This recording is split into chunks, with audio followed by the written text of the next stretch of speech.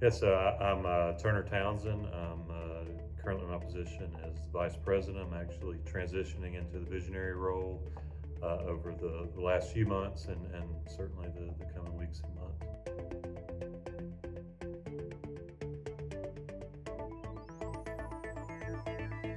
So I think it's a product of the maturation of our leadership team. It's asking ourselves the difficult questions, and at the end of the day, find kind of presented what our unique abilities were, and what came to the forefront was that I needed to get out of the operations of some of the things that I was handling. I needed to hand those things off and and be that role that I've actually been performing for years, but get rid of all the noise that wasn't working.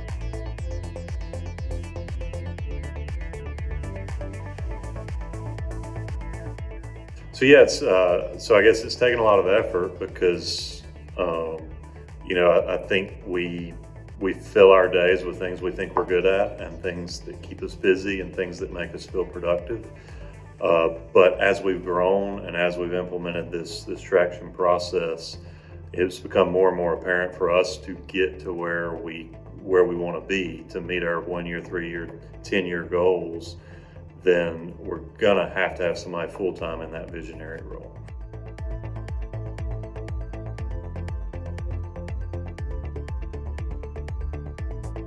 But it's certainly liberating, like Michael spoke about, to have people that aren't in the family, that aren't in ownership, to really, really take ownership of the company. And it's just, it makes you really proud to step back sometimes and see the things that are getting done without my direct input, without me having my hands all over it.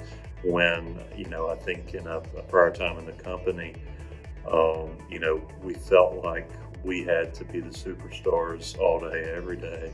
And it's very humbling to step back and see, not what I did, not what Michael did, but what we did as a team as a leadership team, and certainly all the way down to our line level employees.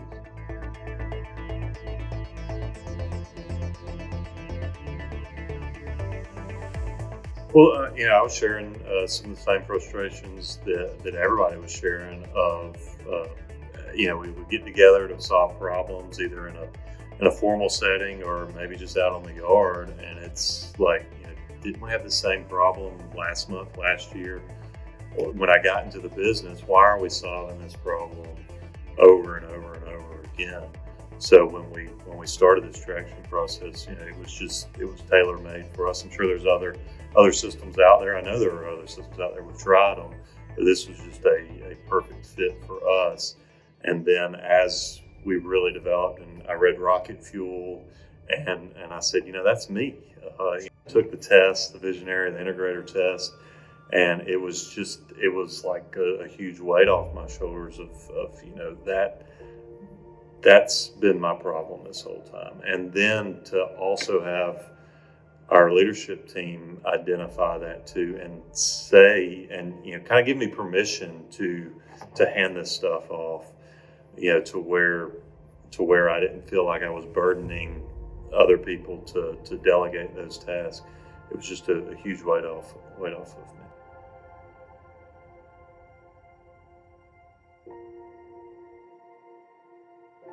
So, obviously it helps to have a framework to make the company scalable to where we're not just wrought with anxiety to say, we're about to go start a new store. We actually have a framework. We have a process. We have all those things. And then when you're sitting down and trying to recruit people, you can hand them a book.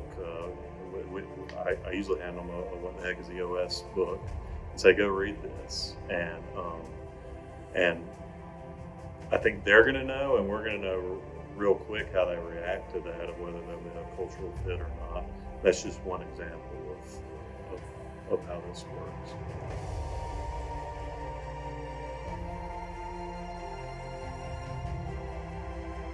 Yeah, so I think when you find that third party person that's really a good cultural fit for you, they can come in They have no agenda. They're not involved in the politics of last week and last month.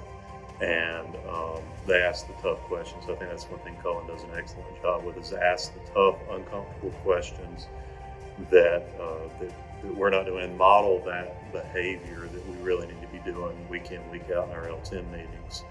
And and it's really sharpening us. And I really look forward to continuing the relationship.